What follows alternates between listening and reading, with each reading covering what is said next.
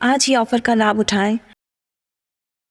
आज ही app download करें परिधि ई लर्निंग ऐप।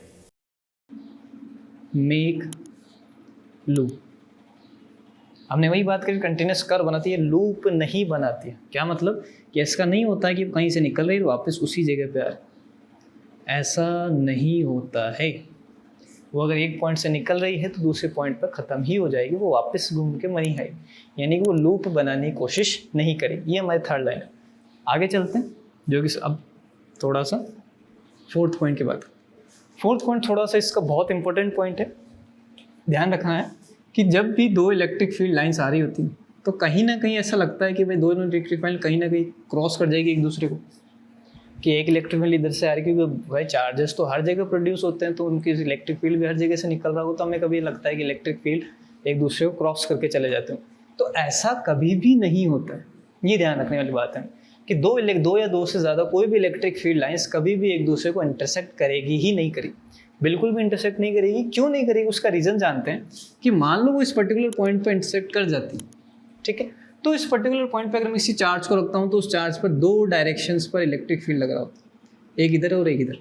और ऐसा कभी भी पॉसिबल नहीं होता है कि किसी पर्टिकुलर पॉइंट के ऊपर ने कोई चार्ज रखा और वो दो डायरेक्शंस के अंदर चला जाए उन दोनों फोर्सेस की वजह से, ठीक है, कि इधर से इस इलेक्ट्रिक फील्ड लाइंस की वजह से उस पर उधर फोर्स लग रही है, इस इलेक्ट्रिक फील्ड लाइंस की वजह से उस पर उधर फोर्स लग रही है, तो वो दोनों एक ही सेम टाइम पर वो दोनों जगह चला जाए।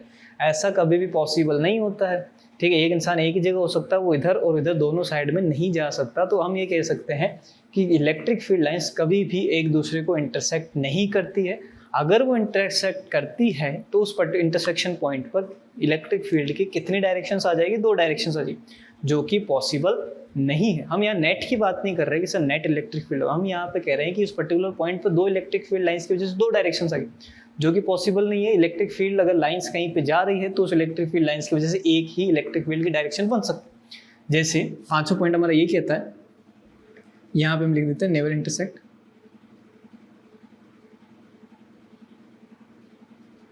टू ईच अदर, ठीक है। अगर वो इंटरसेक्ट करती है तो इंटरसेक्शन पॉइंट पर दो डायरेक्शंस आ जाती है, जो कि पॉसिबल नहीं।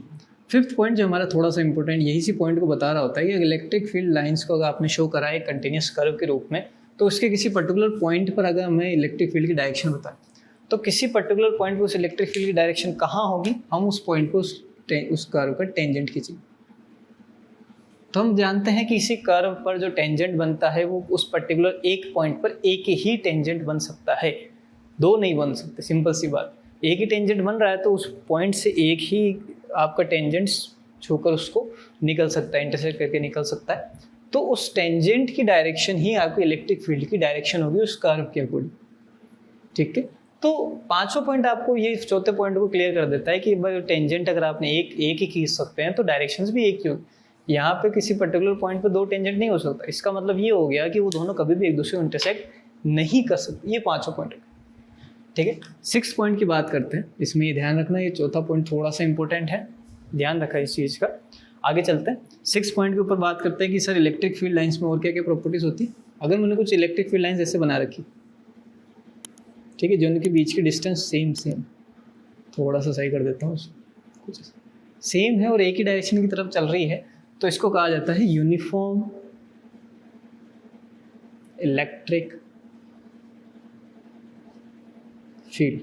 क्या कहा जाता है इसको, uniform electric field. Uniform electric field का मतलब ये होगा कि आप उसमें से किसी भी पर्टिकुलर पॉइंट की बात करो, चाहे इस पॉइंट की बात करो, चाहे इस पॉइंट की बात करो, चाहे इस पॉइंट की बात करो, कोई सा पॉइंट ले लेता हूँ, हर एक पॉइंट पर जो इलेक्ट्रिक फील्ड की वैल्यू होगी, चाहे मैं इसकी बात करूँ, इसकी या इसकी, हर पॉइंट पर इलेक्ट्रिक फील्ड की वैल्यू सेम रहती है। तो अगर किसी एक ऐसा फील्ड जनरेट हो रहा हो जहाँ पर इलेक्ट्रिक फील्ड की वैल्यूज हमेशा इक्वल आपको मिल रही है, चाहे कहीं पे भी चला जाओ उसके अंदर, तो उसको कहा जाता है यूनिफॉर्म इलेक्ट्रिक फील्ड। चाहे इस पॉइंट पे आप कहीं पे भी मूव कर जाओ, आपको इलेक्ट्रिक फील्ड की वैल्यू हमेशा क्या मिलेगी, सेम मिलेगी, ठीक।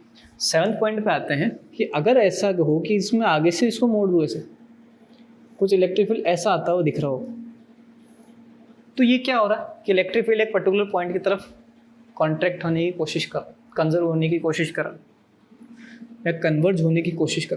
तो इसमें क्या होता है कि जिस पॉइंट पे इलेक्ट्रिक फील्ड लाइंस पास होती है वहाँ पे हाइयर इलेक्ट्रिक फील्ड होता है,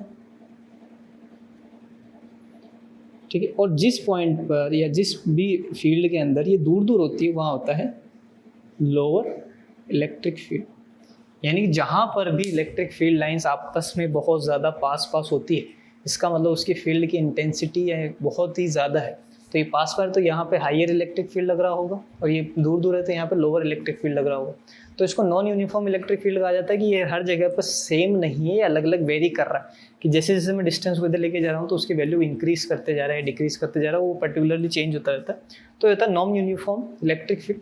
अब यहाँ क्या हो रहा था, जो पास पास में होते हैं वो हायर इलेक्ट्रिक फील्ड को शो करते हैं और जो दूर दूर होते हैं वो लो इलेक्ट्रिक फील्ड को शो कर रहे हो। अब जैसे अगर मैं आपको एग्जांपल दूँ, ठीक है, जैसे ये है और ये है, आपसे पूछा गया कि इन दोनों में क्या डिफरेंस। सबसे पहले बात तो ये पता, डिफरेंस पूछा गया। कॉमन बात ये है कि दोनों एक यूनिफॉर्म इलेक्ट्रिक फील्ड को शो कर रहे हैं। इसमें किसी पॉइंट पे लेके जाऊँ इलेक्ट्रिक फील्ड की वैल्यू सेम होगी, इसमें किसी पॉइंट पे लेके जाऊँ इलेक्ट्रिक है, दोनों यूनिफॉर्म इलेक्ट्रिक फील्ड, लेकिन इस इलेक्ट्रिक फील्ड की वैल्यू इस इलेक्ट्रिक फील्ड की वैल्यू से ज़्यादा है। क्यों ज़्यादा है? क्योंकि ये पास पास अपने इलेक्ट्रिक फील्ड के लाइंस को शो कर रहे हैं और वो दूर दूर है। तो यहाँ पे इनके बीच जो डिस्टेंस है वो भी आपको उनकी इंटेंसिटी के बारे में शो कर रही होती है कि उनकी फील्ड स्ट्रेंथ कितनी है, वो स्ट्रेंथ यहाँ पे बता रहे होते।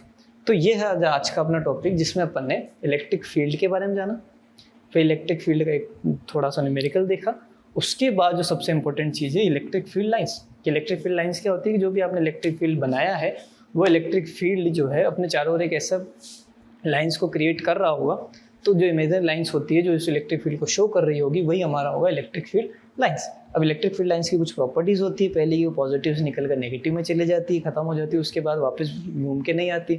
सेकंड, एक कंटिन्यूस कर्व बनाती है, बीच में से कभी ब्रेक नहीं होती। थर्ड की वो कभी कंटिन्यूस लूप नहीं बनाती, जो कि हमने यहाँ पे क्लियर कर लिया। फोर्थ क्या होता है कि वो कभी भी एक दूसरे को इंटरसेक्ट नहीं करते हैं।